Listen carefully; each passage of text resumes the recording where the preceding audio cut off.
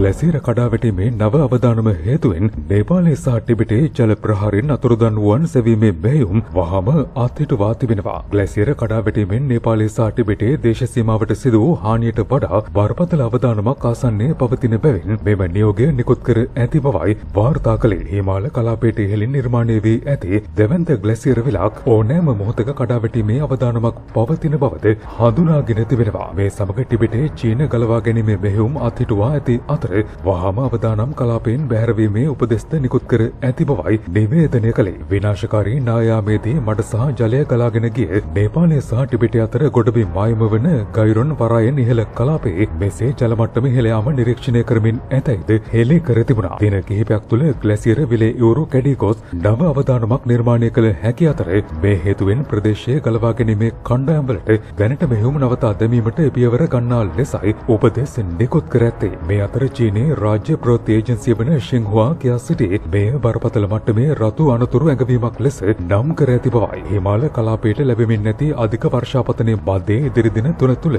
මෙම විලට ගලා එන ජල ප්‍රමාණය ඝන මීටර මිලියන 3ක් පමණ විය හැකි බවද පවසා තිබුණා. මේ ඔලිම්පික් ප්‍රමාණය පිහිනුම් තටාක 1200ක ජල මට්ටමට සමාන වන අතර මෙමගින් ඇදහිය නොහැකි හානියක් සිදු කළ හැකි බවයි නිවේදනය කළේ. මේ සමග ගයිරොන් වරාය ඇතුළු ප්‍රදේශ වෙත සහ ආසන්නයේ පිහිටි අනෙකුත් ප්‍රදේශ වෙත බරපතල මට්ටමේ අවදානමක් නිර්මාණය විය හැකි බවද හෙළි කර තිබුණා. නේපාලයේ අපදා කළමනාකරන අධිකාරිය කියා සිටි බෝටේ කෝෂි ගංගාව අවහිර කරමින් සොන්බුන් වලින් නිර්මාණය වූ විලක ජල මට්ටම ඉහළ යමින් ඇති බවයි. මෙය ඉතා ඉක්මනින් පුපුරා යාමේ අවදානමක් ඇති අතර මේ සම්බන්ධයෙන් ඉදිරි දින 3ක කාලය තීරණාත්මක බවද දැනුම් දී තිබෙනවා. දැනටමත් මෙම තත්ත්වයේ අවදානම තක්සේරු කිරීම සඳහා චීන බලධාරීන් සිය ඉංජිනේරු කණ්ඩායමක් ගුවන් මගින් මෙහෙයුම් සඳහා යොදවා ඇති බවයි අනාවරණ කළේ. මතුවිය හැකි තර්ජනය අවම කිරීම සඳහා වේල්ලේ පහළ ස්ථානයක ජල මාර්ගයක් ගැනීම අත්‍යවශ්‍ය වුවද මෙය ප්‍රායෝගික නොවන බව දැනුම් දී තිබෙනවා. මේ දක්වා චීනයේ ගලවා ගැනීමේ කණ්ඩායම් වෙත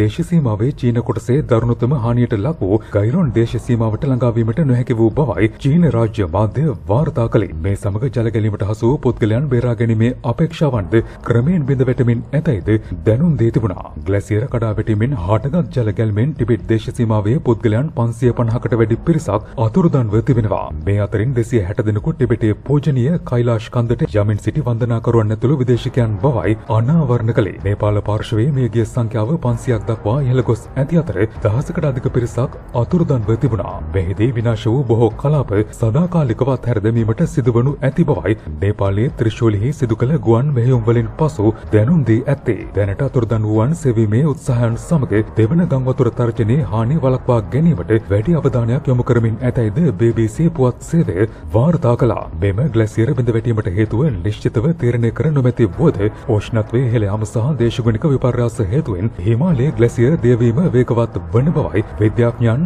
පවසා තිබුණේ. මෙය ඉදිරියේදී වඩාත් අවදානම් විය හැකි අතර හිමාලයට සම්බන්ධ බොහෝ රටවල කලාප රැසක්ම මිනිස් වාසයට නුසුදුසු මට්ටමකට පත්විය හැකි බවයි දැනුම් දී තිබුණේ. මෙහිදී චීනය, නේපාලය, ඉන්දියාව, භූතානය සහ පාකිස්තානය අවදානම් ලයිස්තුවට එක් කර තිබෙනවා. මෙමගින් එම රටවලට ජලය හිමිවන ප්‍රධාන මූලාශ්‍ර පවා අහිමි වීමේ අවදානමක් ඇතැයිද පෙන්වා දී තිබෙනවා. ලොව වටා වැදගත් පුවත් දැනගන්න ලංකා ඒ නිවුස් සබ්ස්ක්‍රයිබ් කරන්න. නවතම වීඩියෝ සඳහා පහත සීනුවේ බොත්තම සක්‍රිය කරන්න.